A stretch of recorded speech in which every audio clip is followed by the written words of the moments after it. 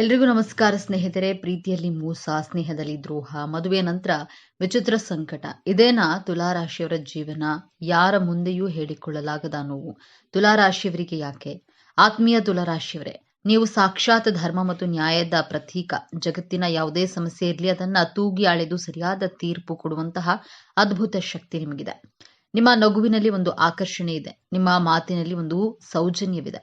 ಜಗಳ ಆಡುವವರನ್ನ ಒಂದು ಮಾಡುವ, ದ್ವೇಷಿಸುವವರನ್ನ ಪ್ರೀತಿಸುವಂತೆ ಮಾಡುವ ಮಾಂತ್ರಿಕ ಶಕ್ತಿ ಇರೋದು ಕೇವಲ ತುಲಾರಾಶಿಯವರಿಗೆ ಮಾತ್ರ.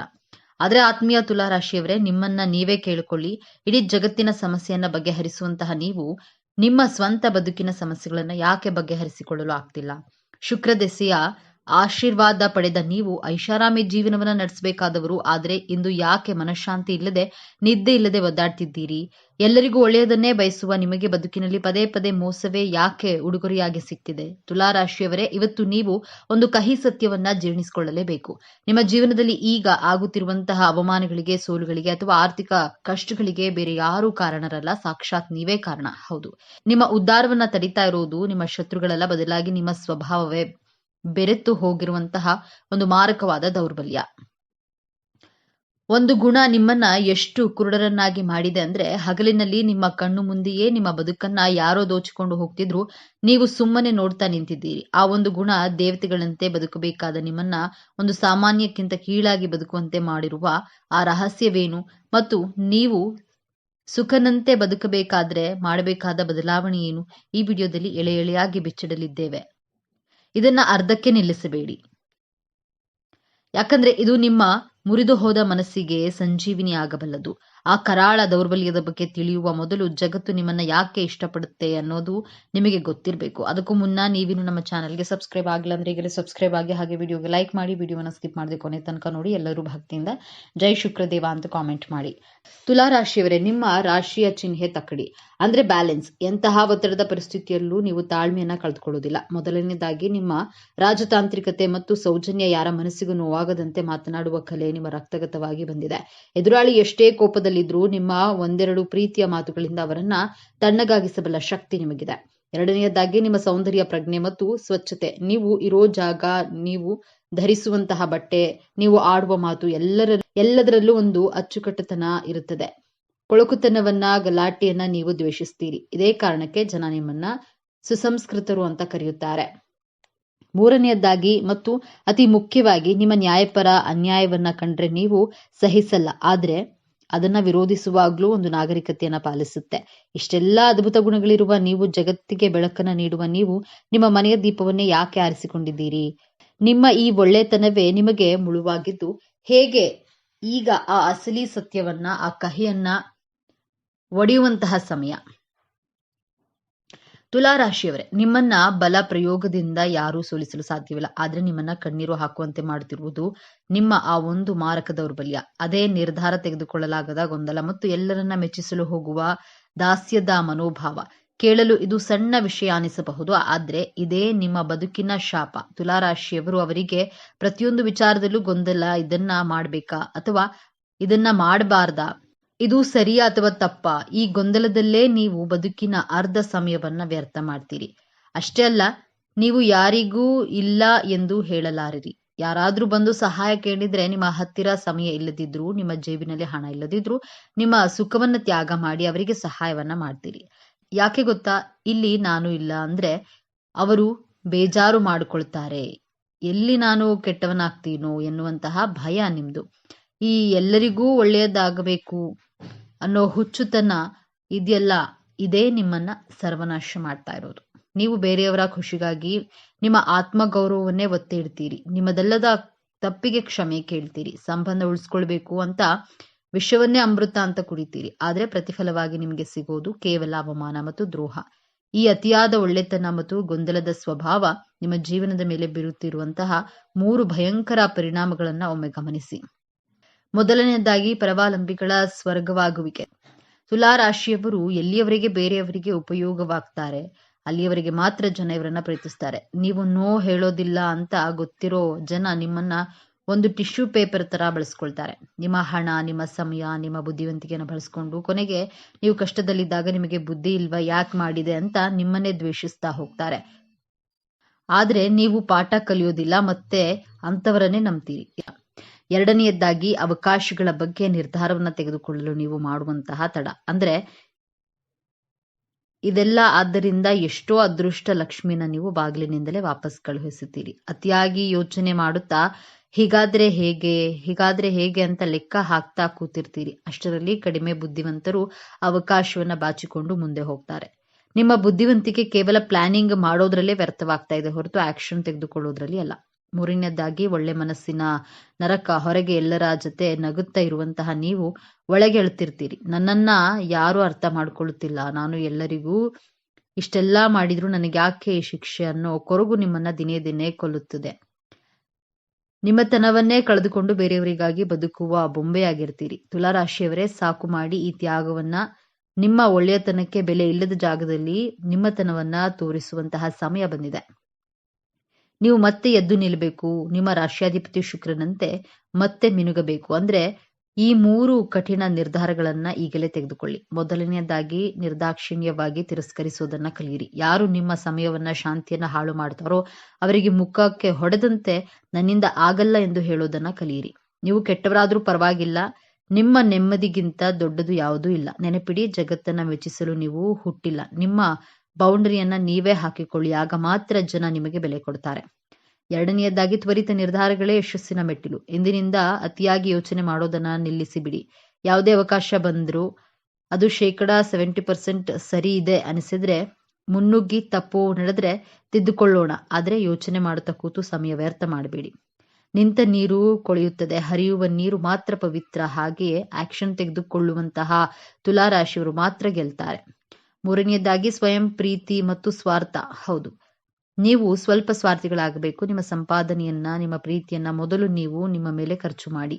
ನೀವು ಚೆನ್ನಾಗಿದ್ರೆ ಮಾತ್ರ ಜಗತ್ತು ಚೆನ್ನಾಗಿ ಕಾಣುತ್ತೆ. ಕನ್ನಡಿಯನ್ನ ನೋಡಿಕೊಂಡು ಬೇರೆಯವರಿಗಾಗಿ ಬದುಕೋದನ್ನ ಬಿಟ್ಟು ನಿಮಗಾಗಿ ನೀವು ಬದುಕೋದನ್ನ ಹಿಂದೆ ಪ್ರಾರಂಭಿಸಿ. ತುಲಾರಾಶಿಯವರೇ, ನೀವು ವಜ್ರದ ಹರಳಿನಂತೆ. ವಜ್ರಕ್ಕೆ ಹೊಳಪು ಬರಬೇಕಂದ್ರೆ ಅದನ್ನ ಕತ್ತರಿಸಬೇಕು. ನೀವು ಪಟ್ಟ ಕಷ್ಟಗಳು, ಅನುಭವಿಸಿದ ಅವಮಾನಗಳು ನಿಮ್ಮನ್ನ ಇನ್ನಷ್ಟು ಗಟ್ಟಿಯಾಗಿಸಬೇಕು ಹೊರತು ವೀಕ್ ಆಗಿಸಬಾರದು. ಇಂದಿನಿಂದ ನಿಮ್ಮ ಜೀವನದ ತಕ್ಕಡಿಯಲ್ಲಿ ಒಂದು ಕಡೆ ಜಗತ್ತನ್ನ ಇಡಿ, ಇನ್ನೊಂದು ಕಡೆ ನಿಮ್ಮನ್ನ ನೀವೇ ಇಟ್ಕೊಳ್ಳಿ. ಯಾವಾಗಲೂ ನಿಮ್ಮ ಕಡೆಯ ತೂಕ ಹೆಚ್ಚಿರಲಿ. ನಿಮ್ಮ ಮೃದು ಸ್ವಭಾವವನ್ನ ದೌರ್ಬಲ್ಯ ಎಂದು ಭಾವಿಸುವವರಿಗೆ ನಿಮ್ಮ ಕಠಿಣ ನಿರ್ಧಾರಗಳ ಮೂಲಕ ಉತ್ತರವನ್ನ ಕೊಡಿ. ನಿಮ್ಮ ಕಡೆಗಣಿಸಿದವರು, ನಿಮ್ಮನ್ನ ಬಳಸಿಕೊಂಡು ಬಿಸಾಡಿದವರು ನಾಳೆ ನಿಮ್ಮ ಯಶಸ್ಸನ್ನ ಕಂಡು ಸಾಲಿನಲ್ಲಿ ಬಂದು ನಿಲ್ಲುವಂತೆ ಬೆಳೆಯಿರಿ. ಆ ತಾಕತ್ತು, ಆ ಕಲೆ, ಆ ರಾಜಯೋಗ ನಿಮ್ಮ ಜಾತಕದಲ್ಲೇ ಇದೆ. ಬೇಕಾಗಿರೋದು ಕೇವಲ ಎಚ್ಚೆತ್ತುಕೊಳ್ಳುವಂತಹ ಮನಸ್ಸು. ಸ್ನೇಹಿತರೆ, ಈ ವಿಡಿಯೋದಲ್ಲಿ ಹೇಳಿದ ಮಾತುಗಳು ನಿಮ್ಮ ಜೀವನಕ್ಕೆ ಹತ್ತಿರ ಅನಿಸಿದ್ರೆ, ಹೌದು ನಾನು ಕೂಡ ಇದೇ ತಪ್ಪನ್ನ ಮಾಡಿದ್ದೆ ಅಂತ ನಿಮಗೆ ಅನಿಸಿದ್ರೆ ದಯವಿಟ್ಟು ಈ ವಿಡಿಯೋಗೆ ಒಂದು ಲೈಕ್ ಮಾಡಿ.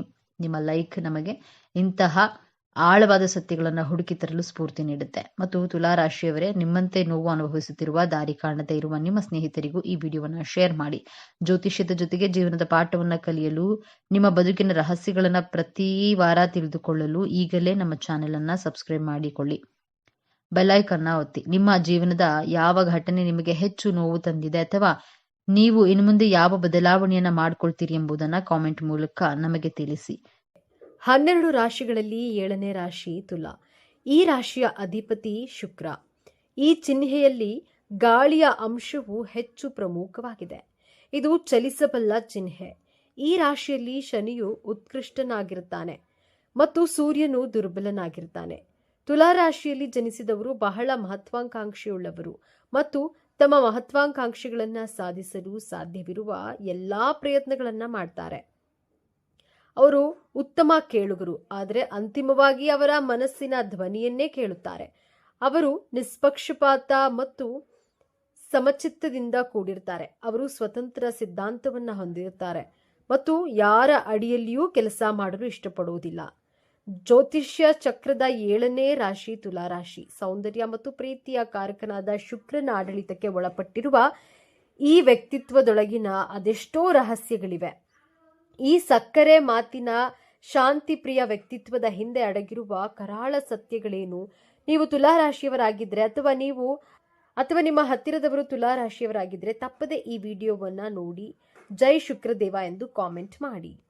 ಸದಾ ನಗುಮುಗದ, ಎಲ್ಲರನ್ನ ಪ್ರೀತಿಸುವ, ನ್ಯಾಯಕ್ಕಾಗಿ ಹೋರಾಡುವ, ಸಂಬಂಧಗಳೇ ಸರ್ವಸ್ವ ಎಂದು ನಂಬಿರುವ ವ್ಯಕ್ತಿಗಳೇ ತುಲಾರಾಶಿಯವರು. ತುಲಾರಾಶಿಯವರು ಅನಿಯಮಿತ ಮನಸ್ಸನ್ನ ಹೊಂದಿರ್ತಾರೆ ಮತ್ತು ಒಂದೇ ಆಲೋಚನೆಗೆ ಅಂಟಿಕೊಳ್ಳೋದಿಲ್ಲ. ಅವರು ವಿಮರ್ಶಾತ್ಮಕ ಸ್ವಭಾವವನ್ನು ಹೊಂದಿರ್ತಾರೆ. ತುಲಾರಾಶಿಯವರು ಇತರ ಕೆಲಸಗಳನ್ನ ಮೆಚ್ಚೋದಿಲ್ಲ. ಇವರು ಮೇಲ್ನೋಟಕ್ಕೆ ಮತ್ತು ನಿರ್ಲಿಪ್ತವಾಗಿ ಮತ್ತು ಕೆಲವೊಮ್ಮೆ ನಿರ್ಣಯಿಸದ ಮತ್ತು ಸ್ವಯಂ ಭೋಗದಿಂದ ಕಾಣುತ್ತಾರೆ. ಗಾಳಿಯ ಸಂಕೇತವಾಗಿರುವುದರಿಂದ ಅವರು ಪ್ರಾಯೋಗಿಕವಾಗಿ ನೋಡಿದಾಗ ನಿಜ ವಾಸ್ತವವನ್ನು ಮೀರಿದ ರೀತಿಯಲ್ಲಿ ಅತಿರೇಕವಾಗಿ ಯೋಚಿಸ್ತಾರೆ. ಇವರು ಜೋರಾಗಿ ಮಾತನಾಡುವ ಜನರಿಂದ ದೂರ ಹೋಗುತ್ತಾರೆ. ಯಾವುದೇ ಬಾಹ್ಯ ಸವಾಲುಗಳನ್ನು ಎದುರಿಸುವ ಸ್ವಾಭಾವಿಕ ಶಕ್ತಿ ಅವರಲ್ಲಿದೆ. ರಾಶಿ ಚಕ್ರದ ಅತ್ಯಂತ ಆಕರ್ಷಕ ಮತ್ತು ರಾಜತಾಂತ್ರಿಕ ರಾಶಿ ತುಲಾ ರಾಶಿಯ ಬಗ್ಗೆ ಇಂದು ನಾವು ಸಂಪೂರ್ಣವಾಗಿ ತಿಳಿದುಕೊಳ್ಳೋಣ. ಈ ತುಲಾ ರಾಶಿಯ ಚಿಹ್ನೆ ತಕ್ಕಡಿ. ಇದು ಕೇವಲ ಒಂದು ಚಿಹ್ನೆಯಲ್ಲ, ಇದು ತುಲಾ ರಾಶಿಯವರ ಸಂಪೂರ್ಣ ಜೀವನದ ಸಾರ ತಕ್ಕಡಿಯಂತೆ. ಇವರ ಜೀವನದ ಪ್ರತಿಯೊಂದು ಅಂಶದಲ್ಲೂ ಸಮತೋಲನವನ್ನ ಹುಡುಕ್ತಾರೆ. ಪ್ರೀತಿ, ದ್ವೇಷ, ಸರಿ ತಪ್ಪು, ಭಾವನೆ, ಬುದ್ಧಿ ಎಲ್ಲವನ್ನ ಅಳೆದು ತೂಗಿಯೇ ನಿರ್ಧಾರ ತೆಗೆದುಕೊಳ್ತಾರೆ. ಇದೇ ಗುಣ ಇವರನ್ನ ನ್ಯಾಯವಂತ ಮತ್ತು ನಿಷ್ಪಕ್ಷಪಾತ ವ್ಯಕ್ತಿಯನ್ನಾಗಿ ಮಾಡುತ್ತೆ. ಆದರೆ ಇದೇ ಗುಣವೇ ಇವರ ದೊಡ್ಡ ದೌರ್ಬಲ್ಯವೂ ಹೌದು. ಅದರ ಬಗ್ಗೆ ಮುಂದೆ ನೋಡೋಣ. ಈ ರಾಶಿ ಅಧಿಪತಿ ಶುಕ್ರದೇವ. ಶುಕ್ರನನ್ನ ಪ್ರೀತಿ, ಸೌಂದರ್ಯ, ಕಲೆ, ಐಷಾರಾಮಿ ಮತ್ತು ಸಂಬಂಧಗಳ ಕಾರಕ ಎಂದು ಕರೆಯಲಾಗುತ್ತೆ. ಹಾಗಾಗಿಯೇ ತುಲಾರಾಶಿಯವರಿಗೆ ಹುಟ್ಟಿನಿಂದಲೇ ಒಂದು ಆಕರ್ಷಕ ವ್ಯಕ್ತಿತ್ವ, ಕಲಾತ್ಮಕ ಹೃದಯ ಮತ್ತು ಎಲ್ಲರನ್ನ ಪ್ರೀತಿಸುವ ಗುಣ ರಕ್ತದಲ್ಲಿಯೇ ಬಂದಿರುತ್ತೆ. ಜಗಳ, ವಾದ, ಸಂಘರ್ಷಗಳನ್ನ ಇವರು ದೂರದಿಂದಲೇ ದ್ವೇಷಿಸ್ತಾರೆ. ಶಾಂತಿ ಮತ್ತು ಸೌಹಾರ್ದತೆ ಇವರ ಜೀವನದ ಮೂಲ ಮಂತ್ರ. ಮೇಲ್ನೋಟಕ್ಕೆ ಇವರು ಸದಾ ಸಂತೋಷವಾಗಿ ಎಲ್ಲರಂತೆ ಬೆರೆಯುತ್ತಾ ಯಾವುದೇ ಚಿಂತೆ ಇಲ್ಲದೆ ಇರುವಂತೆ ಕಾಣ್ತಾರೆ. ಇವರ ಮಾತು ಜೇನಿನಂತೆ ಸಿಹಿ. ಇವರ ನಗು ಯಾರನ್ನಾದರೂ ಮರಳು ಮಾಡುವಂಥದ್ದು. ಆದರೆ ಇದು ಕೇವಲ ಮೇಲ್ಪದರ ಮಾತ್ರ. ಅವರ ಮನಸ್ಸಿನೊಳಗೆ ನಿರಂತರವಾಗಿ ಒಂದು ತಕ್ಕಡಿ ಚಲಿಸುತ್ತಲೇ ಇರುತ್ತದೆ. ಪ್ರತಿಯೊಂದು ಮಾತನ್ನ, ಪ್ರತಿಯೊಂದು ಘಟನೆಯನ್ನ, ಪ್ರತಿಯೊಬ್ಬ ವ್ಯಕ್ತಿಯನ್ನ ಅಳೆದು ತೂಗುತ್ತಾರೆ. ಹೀಗೆ ಮಾಡಿದ್ರೆ ಸರಿಯೇ, ಹಾಗೆ ಮಾಡಿದ್ರೆ ಸರಿಯೇ, ಅವರಿಗೆ ಬೇಸರವಾಗಬಹುದಾ ಎಂಬ ಯೋಚನೆ ಇವರನ್ನ ಸದಾ ಕಾಡ್ತಿರುತ್ತೆ. ಸಾಮಾನ್ಯವಾಗಿ ಎಲ್ಲರೂ ಅಂದುಕೊಳ್ಳೋದು ತುಲಾರಾಶಿಯವರು ಎಲ್ಲರನ್ನ ಇಷ್ಟಪಡ್ತಾರೆ, ಎಲ್ಲರೊಂದಿಗೂ ಚೆನ್ನಾಗಿರ್ತಾರೆ ಎಂದು. ಆದ್ರೆ ಇಲ್ಲಿದೆ ನೋಡಿ ಮೊದಲ ತಿರುವು. ತುಲಾರಾಶಿಯವರು ಎಲ್ಲರನ್ನ ಮೆಚ್ಚಿಸಲು ಹೋಗಿ ತಮ್ಮನ್ನ ತಾವೇ ಕಳೆದುಕೊಳ್ತಾರೆ. ಹೌದು, ಇವರಿಗೆ ಇಲ್ಲ ಎಂದು ಹೇಳಲು ಬರೋದಿಲ್ಲ. ಬೇರೆಯವರಿಗೆ ಬೇಸರವಾಗುತ್ತದೆ ಎಂಬ ಕಾರಣಕ್ಕೆ ತಮಗೆ ಇಷ್ಟವಿಲ್ಲದಿದ್ರೂ ಅನೇಕ ಕೆಲಸಗಳಿಗೆ ಒಪ್ಪಿಕೊಳ್ತಾರೆ. ಸಂಘರ್ಷವನ್ನ ತಪ್ಪಿಸುವ ಸಲುವಾಗಿ ತಮ್ಮ ಅಭಿಪ್ರಾಯವನ್ನ ಬದಿಗಿಟ್ಟು ಬೇರೆಯವರ ಮಾತಿಗೆ ಹೌದು ಎನ್ನುತ್ತಾರೆ. ಇದರಿಂದ ಇವರನ್ನ ಅನೇಕರು ಸುಲಭವಾಗಿ ತಮ್ಮ ಅನುಕೂಲಕ್ಕೆ ಬಳಸಿಕೊಳ್ಳುವ ಸಾಧ್ಯತೆ ಹೆಚ್ಚು. ಇವರು ಹೊರಗೆ ನಗುತ್ತಿರುತ್ತಾರೆ, ಒಳಗೊಳಗೆ ಅದೇ ವಿಷಯಕ್ಕೆ ಕೊರಗ್ತಿರ್ತಾರೆ. ಕೆಲಸದ ಸ್ಥಳದಲ್ಲಿ ಸಹೋದ್ಯೋಗಿಗಳು ಮತ್ತು ಮೇಲಾಧಿಕಾರಿ ಆಗಿರಬಹುದು ಅಥವಾ ಸಂಬಂಧಿಕರಾಗಿರಬಹುದು, ಇವರನ್ನ ತಮ್ಮ ಕೆಲಸಕ್ಕೆ ಅನುಗುಣವಾಗಿ ಬಳಸಿಕೊಳ್ತಾರೆ. ಆದರೆ ಯಾವುದೇ ಪ್ರತಿಫಲವಿಲ್ಲದೆ ತುಲಾರಾಶಿಯವರು ಮನಸ್ಸಿಗೆ ಯಾವ ವಿಷಯವನ್ನ ತೆಗೆದುಕೊಳ್ಳದೆ ಅವರ ಸಹಾಯವನ್ನ ಮಾಡ್ತಾರೆ. ತುಲಾರಾಶಿಯವರು ಅತ್ಯುತ್ತಮ ಸ್ನೇಹಿತರು. ನಿಮ್ಮ ಯಾವುದೇ ಸಮಸ್ಯೆಗಳನ್ನ ಗಂಟೆಗಟ್ಟಲೆ ಕುಳಿತು ಕೇಳುವ ತಾಳ್ಮೆ ಇವರಿಗಿದೆ. ಉತ್ತಮ ಸಲಹೆಗಾರರು. ಇವರು ನಿಮ್ಮೊಂದಿಗೆ ಇದ್ರೆ ಜಗತ್ತೇ ಸುಂದರವಾಗಿ ಕಾಣುತ್ತೆ. ಸಂಬಂಧಗಳಿಗೆ ಇವರು ಕೊಡುವ ಬೆಲೆ ಅಪಾರ. ಆದರೆ ಇವರನ್ನ ಸಂಪೂರ್ಣವಾಗಿ ನಂಬುವುದು ಕಷ್ಟ. ಯಾಕಂದ್ರೆ ನಿಮ್ಮ ಮುಂದೆ ನಿಮ್ಮನ್ನ ಹೊಗಳಿ ನಿಮ್ಮ ಬೆನ್ನ ಹಿಂದೆ ನಿಮ್ಮ ಬಗ್ಗೆ ಬೇರೆಯದೇ ಅಭಿಪ್ರಾಯವನ್ನ ಹೊಂದಿರಬಹುದು. ಇದು ಅವರ ದ್ವೇಷದಿಂದಲ್ಲ, ಬದಲಾಗಿ ಎಲ್ಲರ ಮುಂದೆಯೂ ಒಳ್ಳೆಯವರು ಎನಿಸಿಕೊಳ್ಳಬೇಕು ಎಂಬ ಅವರ ಹಂಬಲದಿಂದ. ಇದೇ ಕಾರಣದಿಂದಾಗಿ ಕೆಲಸದ ಸ್ಥಳದಲ್ಲಿ ಇವರ ಹೆಸರು ಹಾಳಾಗುತ್ತೆ. ಹಿಂದೆ ಒಂದು ಮುಂದೆ ಒಂದು ಮಾತನಾಡ್ತಾರೆ ಎಂದು ಇವರನ್ನ ಕೆಲವರು ದೂರು ಮಾಡ್ತಾರೆ. ವೃತ್ತಿ ಜೀವನಕ್ಕೆ ಬಂದ್ರೆ ತುಲಾರಾಶಿಯವರು ಅತ್ಯುತ್ತಮ ತಂಡದ ಸದಸ್ಯರಾಗಿರ್ತಾರೆ. ಇವರ ರಾಜತಾಂತ್ರಿಕತೆಯೇ ಇವರ ದೊಡ್ಡ ಶಕ್ತಿ. ಹಾಗಾಗಿ ಇವರು ಕಾನೂನು, ಮಾನವ ಸಂಪನ್ಮೂಲ, ಸಲಹೆಗಾರ, ವಿನ್ಯಾಸಕರ, ಕಲಾವಿದ, ಸಾರ್ವಜನಿಕ ಸಂಬಂಧ ಕ್ಷೇತ್ರಗಳಲ್ಲಿ ಯಶಸ್ವಿ ಆಗ್ತಾರೆ.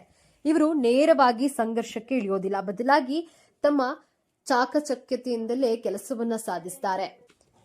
ಹಣಕಾಸಿನ ವಿಚಾರದಲ್ಲಿ ಇವರದ್ದು ದ್ವಂದ್ವ ನೀತಿ. ಶುಕ್ರನ ಪ್ರಭಾವದಿಂದಾಗಿ ಇವರು ಐಷಾರಾಮಿ ಜೀವನ, ಬ್ರಾಂಡೆಡ್ ಬಟ್ಟೆ, ದುಬಾರಿ ವಸ್ತುಗಳ ಮೇಲೆ ಹೆಚ್ಚು ಆಸೆ, ಸೌಂದರ್ಯಕ್ಕಾಗಿ ಮತ್ತು ತಮ್ಮ ಖುಷಿಗಾಗಿ ನೀರಿನಂತೆ ಹಣ ಖರ್ಚು ಮಾಡ್ತಾರೆ. ಆದರೆ ಅದೇ ಸಮಯದಲ್ಲಿ ಭವಿಷ್ಯದ ಬಗ್ಗೆ ಯೋಚಿಸಿ ಹಣ ಉಳಿಸಲು ಪ್ರಯತ್ನಿಸ್ತಾರೆ. ಈ ಉಳಿತಾಯ ಮತ್ತು ಖರ್ಚಿನ ನಡುವೆ ಸದಾ ಒಂದು ಹೋರಾಟ ನಡೆಯುತ್ತಲೇ ಇರುತ್ತೆ.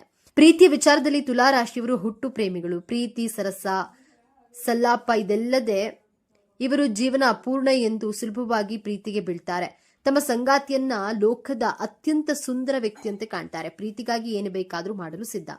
ಆದರೆ ಇಲ್ಲಿದೆ ನೋಡಿ ಎರಡನೇ ಮತ್ತು ಅತ್ಯಂತ ದೊಡ್ಡ ತಿರುವು. ಇವರ ಪ್ರೀತಿ ಒಂದು ಸುಂದರವಾದ ಗಾಜಿನ ಅರಮನೆಯಂತೆ. ಹೊರಗಿನಿಂದ ನೋಡಲು ಅದ್ಭುತ, ಆದರೆ ಒಳಗೆ ಬಹಳ ಸೂಕ್ಷ್ಮ ಮತ್ತು ತಮ್ಮ ಸಂಗಾತಿಯಿಂದ ಪರಿಪೂರ್ಣತೆಯನ್ನು ಬಯಸ್ತಾರೆ. ಸಣ್ಣ ತಪ್ಪುಗಳನ್ನು ಸಹಿಸೋದಿಲ್ಲ. ಸಂಬಂಧಗಳಲ್ಲಿ ಸದಾ ಶಾಂತಿ ಪ್ರೀತಿ ಇರಬೇಕು ಎಂದು ಬಯಸ್ತಾರೆ. ಆದರೆ ನಿಜ ಜೀವನದಲ್ಲಿ ಇದು ಅಸಾಧ್ಯ. ಜಗಳ ವಾದಗಳು ಬಂದಾಗ ಇವರು ಅದರಿಂದ ಓಡಿ ಹೋಗ್ತಾರೆ. ಸಮಸ್ಯೆಗಳನ್ನು ಎದುರಿಸಿ ಬಗೆಹರಿಸುವ ಬದಲು ಎಲ್ಲವನ್ನ ತಾನಾಗಿಯೇ ಸರಿಯಾಗುತ್ತದೆ ಎಂದು ಕಾಯುತ್ತಾರೆ. ಇದು ಸಂಗಾತಿಗೆ ವಿಪರೀತ ಕಿರಿಕಿರಿಯನ್ನ ಉಂಟು ಮಾಡಬಹುದು. ಇವರ ಅನಿಶ್ಚಿತತೆ ಪ್ರೀತಿಯಲ್ಲಿ ದೊಡ್ಡ ಸಮಸ್ಯೆ ಆಗುತ್ತೆ. ಒಂದು ನಿರ್ಧಾರ ತೆಗೆದುಕೊಳ್ಳಲು ವಾರಗಟ್ಟಲೆ ತಿಂಗಳುಗಟ್ಟಲೆ ಯೋಚಿಸ್ತಾರೆ. ಇದು ಸಂಬಂಧವನ್ನೇ ಮುರಿಯುವ ಹಂತಕ್ಕೆ ತರಬಹುದು. ತುಲಾ ರಾಶಿಯವರ ದೌರ್ಬಲ್ಯಗಳೇನು ಎಂದು ನೋಡೋದಾದ್ರೆ, ಇದು ಇವರ ಅತಿ ದೊಡ್ಡ ಶತ್ರು. ಸಣ್ಣ ವಿಚಾರದಿಂದ ಹಿಡಿದು ದೊಡ್ಡ ನಿರ್ಧಾರದವರೆಗೂ ಗೊಂದಲದಲ್ಲೇ ಇರ್ತಾರೆ. ಸಂಘರ್ಷದಿಂದ ಓಡಿ ಹೋಗುವುದು, ಸಮಸ್ಯೆಗಳನ್ನ ಎದುರಿಸಲು ಹೆದರುತ್ತಾರೆ. ಎಲ್ಲರನ್ನ ಖುಷಿಯಾಗಿಡಲು ಹೋಗಿ ತಮ್ಮನ್ನ ತಾವು ಕಳೆದುಕೊಳ್ತಾರೆ. ಶುಕ್ರನ ಪ್ರಭಾವದಿಂದ ಕೆಲವೊಮ್ಮೆ ಆರಾಮದಾಯಕ ಜೀವನಕ್ಕೆ ಹೆಚ್ಚು ಒತ್ತು ನೀಡಿ ಕಷ್ಟಪಟ್ಟು ಕೆಲಸ ಮಾಡೋದ್ರಿಂದ ವಿಮುಖರಾಗ್ತಾರೆ. ಇವರಿಗೆ ಅನ್ಯಾಯವಾದ್ರೆ ಅದನ್ನ ಎಂದಿಗೂ ಮರೆಯೋದಿಲ್ಲ. ಹೊರಗೆ ನಗುತ್ತಾ ಮಾತನಾಡೋದ್ರು ಒಳಗೊಳಗೆ ಆ ನೋವನ್ನ ಇಟ್ಕೊಂಡು ಸರಿಯಾದ ಸಮಯಕ್ಕೆ ತಮ್ಮ ರೀತಿಯಲ್ಲಿ ಸೇಡು ತೀರಿಸಿಕೊಳ್ಳಬಹುದು. ತುಲಾರಾಶಿಯವರು ಆರೋಗ್ಯದ ವಿಷಯಕ್ಕೆ ಬಂದ್ರೆ, ಇವರ ಅಧಿಪತಿ ಶುಕ್ರನು ಕಿಡ್ನಿ ಮತ್ತು ಕೆಳಬೆನ್ನಿನ ಮೇಲೆ ಪ್ರಭಾವ ಬೀರ್ತಾನೆ. ಹಾಗಾಗಿ ಇವರಿಗೆ ಕಿಡ್ನಿ ಸಂಬಂಧಿತ ಸಮಸ್ಯೆಗಳು, ಬೆನ್ನು ನೋವು ಹೆಚ್ಚಾಗಿ ಕಂಡು ಬರಬಹುದು. ಅಲ್ಲದೆ ಅತಿಯಾದ ಮಾನಸಿಕ ಗೊಂದಲ ಮತ್ತು ಚಿಂತೆಯಿಂದ ಚರ್ಮದ ಸಮಸ್ಯೆಗಳು ಮತ್ತು ಹಾರ್ಮೋನ್ ಸಮತೋಲನ ಉಂಟಾಗುವಂತಹ ಸಾಧ್ಯತೆ ಇದೆ. ಬನ್ನಿ ಈಗ ತುಲಾರಾಶಿಯವರ ಜೀವನದ ಅಂತಿಮ ರಹಸ್ಯವನ್ನು ತಿಳಿಯೋಣ. ಇವರ ಜೀವನದ ಪ್ರಮುಖ ಉದ್ದೇಶವೇ ಸಮತೋಲನವನ್ನ ಸಾಧಿಸೋದು.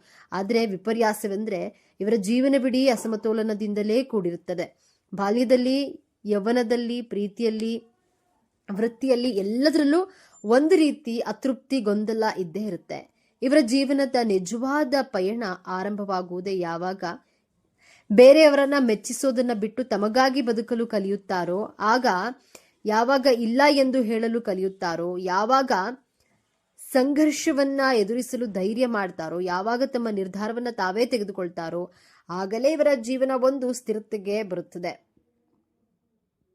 ಇದು ಸಾಮಾನ್ಯವಾಗಿ ಮಧ್ಯ ವಯಸ್ಸಿನ ನಂತರವೇ ಸಾಧ್ಯವಾಗುತ್ತದೆ. ಇವರ ಜೀವನದ ಹೋರಾಟವೇ ಹೊರಗಿನ ತಕ್ಕಡಿಯನ್ನ ಬಿಟ್ಟು ಒಳಗಿನ ಆತ್ಮದ ಧ್ವನಿಯನ್ನ ಕೇಳುವುದು. ತುಲಾರಾಶಿಯವರು ತಮ್ಮ ಜೀವನವನ್ನ ಉತ್ತಮಪಡಿಸಿಕೊಳ್ಳಲು ಕೆಲವು ಸಲಹೆಗಳನ್ನ, ಸಣ್ಣ ಸಣ್ಣ ವಿಚಾರಗಳಲ್ಲಾದರೂ ಬೇಗ ನಿರ್ಧಾರ ತೆಗೆದುಕೊಂಡು ಅದಕ್ಕೆ ಬದ್ಧರಾಗಿರಿ. ಬೇರೆಯವರಿಗೆ ಬೇಸರವಾಗುತ್ತೆ ಎಂದು ಸುಮ್ಮನಿರಬೇಡಿ. ನಿಮ್ಮ ಅನಿಸಿಕೆಯನ್ನ ಗೌರವಯುತವಾಗಿ ತಿಳಿಸಿ. ವ್ಯಾಯಾಮ ಮತ್ತು ಧ್ಯಾನ ಮಾಡಿ. ಇದು ನಿಮ್ಮ ದೈಹಿಕ ಮತ್ತು ಮಾನಸಿಕ ಸಮತೋಲನಕ್ಕೆ ಅತ್ಯಗತ್ಯ. ಶುಕ್ರವಾರದಂದು ಲಕ್ಷ್ಮೀ ದೇವಿಯನ್ನ ಪೂಜಿಸಿ. ಬಿಳಿ ಬಣ್ಣದ ಹೂವು ಅರ್ಪಿಸೋದ್ರಿಂದ ಶುಕ್ರನ ಅನುಗ್ರಹ ದೊರೆಯುತ್ತೆ. ಸಕ್ಕರೆ, ಹಾಲು, ಅಕ್ಕಿ ಅಥವಾ ಬಿಳಿ ಬಟ್ಟೆಯನ್ನ ದಾನ ಮಾಡುವುದು ಶುಭ. ಹಾಗಾದ್ರೆ ತುಲಾರಾಶಿ ಎಂದರೆ ಕೇವಲ ಸಕ್ಕರೆ ಮತ್ತು ಸೌಂದರ್ಯ ಮತ್ತು ನಾಟಕವಲ್ಲ.